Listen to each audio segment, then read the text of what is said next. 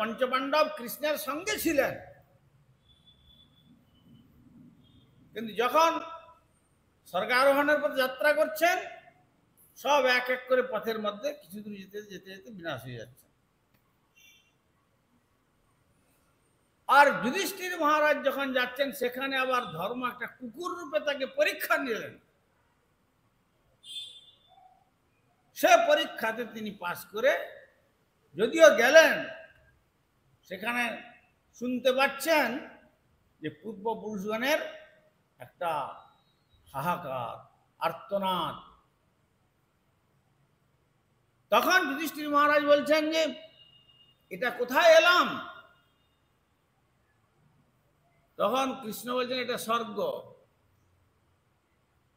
তবে এই যে আর্তনাদ শুনতে পাচ্ছি তার এক পাশে এইটি তোমার নরক দর্শন হচ্ছে, এইটি তোমার নরক দর্শন হলো। তখন যুধিষ্ঠির মহারাজ বলছেন যে আমি তো নরক দর্শনের মতো এরকম কোনো কার্য করি নাই, তুমি যা বলেছ তাই করেছি,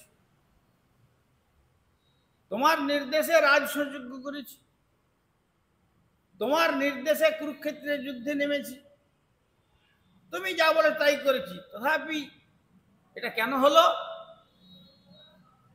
তখন বলছেন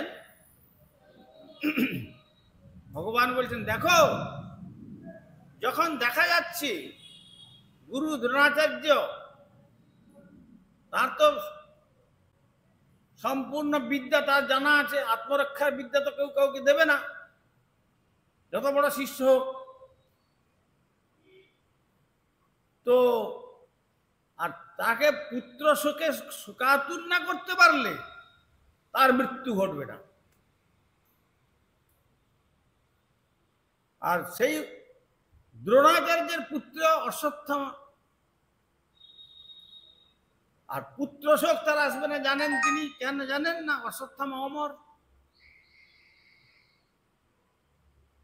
অতএব কৃষ্ণ বলছেন দেখো এই এই দ্রোণাচার্যের কাছ থেকে তোমরা কেউ রক্ষা পাওয়ার সম্ভাবনা খুব কম। যদি তাকে শোকাচ্ছন্ন করতে পারো তাহলেই তোমরা রক্ষা পাবে। এর একটা মাত্র উপায় কি? বলো যে যুদ্ধ করতে গিয়ে বলো বাস আজকের অশ্বত্থামা রণে শেষ হয়ে গেছে। অশ্বত্থামা রণে হতো নকুল, সহদেব, অর্জুন, ভীম সব বললেন, কিন্তু দ্রোণাচার্য বলছেন তোমাদের কথা আমার ভরসা নেই, বিশ্বাস নেই। কৃষ্ণ বললেন অশ্বত্থামা রণে হত হয়ে গেছে, তোমার কথাও বিশ্বাস করি না। তখন বলছেন যে হ্যাঁ, ধর্মাবতার যুধিষ্ঠির আছেন, ধর্মের নীতিকে প্রতিপালন করে চলেছেন। যুধিষ্ঠির মহারাজ যদি বলেন তাহলে হ্যাঁ, তাহলে আমি বিশ্বাস করতে পারবো যে হ্যাঁ, যুদ্ধে আমার পুত্র হত হয়েছে। কৃষ্ণ বললেন যে মহারাজ তোমাকে বলতে হবে। যুধিষ্ঠির বলছেন আমি কি করে বলবো? গুরুবৎ গুরুপুত্রের, গুরুর পুত্র আর গুরু একই, সুতরাং এ কি করে আমি মিথ্যা কথাটা বলবো গুরুদেবের কাছে? আর গুরুদেবের কাছে মিথ্যা কথা বললে অনন্তকালের জন্য নরক ভোগ করতে হয়,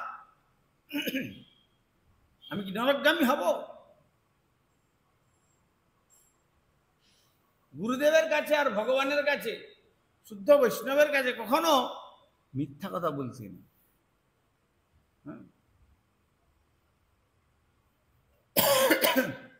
এ আমার পক্ষে সম্ভব নয় বলা।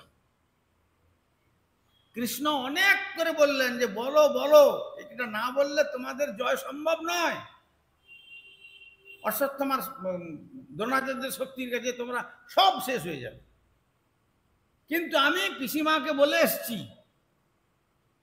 যে পিসিমণি কোনো চিন্তা নাই, তোমার 5টা পুত্রকে আমি নিয়ে যাচ্ছি, যুদ্ধের শেষে আমি কথা দিচ্ছি। যখন কুন্তি বললেন যে আমি একে তো বৈধর্য জীবন, স্বামী বিয়োগ হয়েছে, 5টা পুত্রের মুখ দেখে আমি বেঁচে আছি, তা নাহলে তো সহমৃতা হয়ে যেতাম। কিন্তু এটাও মনে হয় তোমার আর সহ্য হচ্ছে না, আমার 5টা ছেলেকে ও পর্যন্ত বিচ্ছেদ করে দিয়ে আমাকে পুত্র সুখে আরো কাতর করবে। এক তো স্বামীর শোক আমার চিত্তের মধ্যে জ্বলছে, আর পুত্র শোকে আমাকে শেষ করবে। তখন কৃষ্ণ বললেন যে আমি প্রতিজ্ঞা করে বলে দিয়ে যাচ্ছি, তোমার 5টা পুত্রকে যেমন আমি নিয়ে যাচ্ছি পিসিমণি, ঠিক তেমনি যুদ্ধের শেষে অক্ষত অবস্থায় তোমার 5টি পুত্রকে আমি তোমার কাছে পৌঁছে দেবো, আমি কথা দিলাম। তাহলে রাখার দায়িত্ব কার? কৃষ্ণের। সেই জন্য বলছেন যে মিথ্যা এখানে যদি তুমি না বলো তাহলে তো দ্রোণকে বধ করা যাবে না। কিন্তু বারবার কৃষ্ণ বললেন, কিছুতেই যুধিষ্ঠির মহারাজ বললেন না। তখন একটা অশ্বত্থামা নামক হস্তিকে মেরে তার মাথাটা দেখিয়ে কৃষ্ণ বলছেন যে এবার যে অশ্বত্থামা হস্তিটা মরে গেছে, এইবার বলো অশ্বত্থামার অন্যে হতো। তখন যুধিষ্ঠির মহারাজ বললেন অশ্বত্থামা রণে হত বলে নরবা কুঞ্জরবা বলতে পারছেন, আর কৃষ্ণ পাঞ্চজন্য শঙ্করটা একবার জোর করে বাজিয়ে দিলেন। বাস দ্রোণাচার্য শুনলেন যে অশ্বত্থামা রণে হত হয়ে গেছে, আর চোখ দিয়ে অশ্রু ঝরে পড়ছে, জয়া দিয়ে বয়ে চলেছে। তখন কৃষ্ণ বলছে দেখো দেখো তোমার গুরুদেবের চোখ পর্যন্ত একটা কাল সর্প উঠে যাচ্ছে, সর্পটাকে নিধন করো। তারপরে দ্রোণাচার্যের এই পরিণতি ঘটল। হ্যাঁ, তো সেখানে বলছেন যে আমি ভগবান, ধর্ম মূলং হি ভগবান, সমস্ত ধর্মের মূল হচ্ছেন ভগবান শ্রীকৃষ্ণ।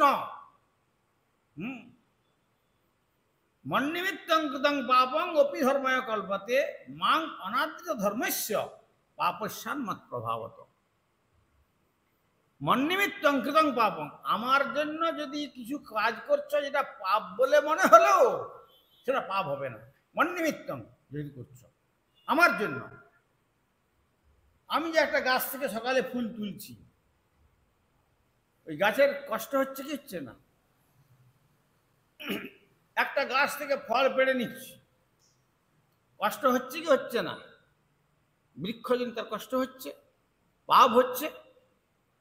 কিন্তু যদি যার বস্তু তার জন্য তাকে দেওয়া যায়, তখন আর পাপ হবে না। কেন? এই বিশ্ব ব্রহ্মাণ্ড সব ভগবানের, অতএব ভগবানের বস্তু ভগবানকে দেওয়া।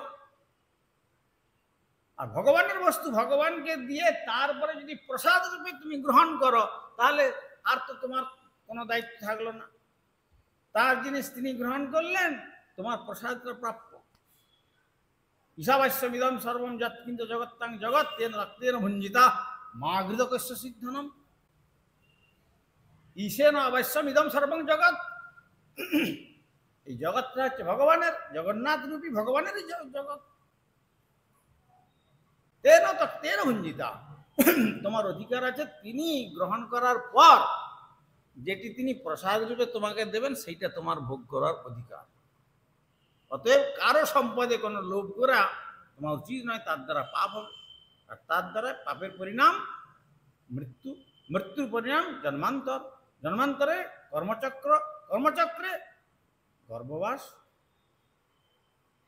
এ অতিক্রম হবে না। সেই জন্য বললেন, আমি এই কথাটা বললাম কেন, যে এক তো ব্রাহ্মণ, তারপরে তিনি আমাদের অস্ত্র শিক্ষা গুরু, তার কাছে কি করে মিথ্যা কথা বলবো? কৃষ্ণ বলছেন দেখো, ও যেহেতু ব্রাহ্মণ হয়ে ব্রাহ্মণোচিত কার্য করা থাকলে আমি যে ব্রহ্মণ্য দেব, আমার পক্ষে থাকা ওর উচিত ছিল। কিন্তু ও মহাপাপী কলির অবতার যে দুর্যোধন, দুর্যোধনের পক্ষ অবলম্বন করেছে। এক হচ্ছে ব্রাহ্মণের এই কার্য করা ঠিক না, পাপীর পক্ষ অবলম্বন করার পাপ করা এক। যে পাপ করে, যে পাপ দর্শন করে, যে তাকে অনুমোদন করে, যে সেটা গ্রহণ করে, যে তাকে আবার তাকে যে সহায়তা করে, তার যারা সঙ্গ করে, এই সকলেই সম পাপে পাপী। সুতরাং ওই যে দুর্যোধনের দ্বারা প্রেরিত হয়ে দ্রৌপদীর কেশাকর্ষণ করলো, ওই যে পাপের বোঝা ঢুকলো, ওই সব পাপের এখন ও ব্রাহ্মণ হইলো, ওর ব্রাহ্মণতা নষ্ট হয়ে গেছে। এখনো পর্যন্ত যে অবস্থাতে আছে, এখন উদ্ধার করলে একে উদ্ধার করা যাবে, কিন্তু এর পরে যদি আরো অধিকতম পাপের কার্য করে, তাহলে এর আর উদ্ধারের কোনো সম্ভাবনা থাকবে না। অতএব এই অবস্থায় যদি আমার সম্মুখে আমার দ্বারা প্রেরিত হয়ে তুমি যদি বাণ নিক্ষেপ করো, তাহলে আবার পরের জন্মেতে পরে উদ্ধারের চান্স পাবি।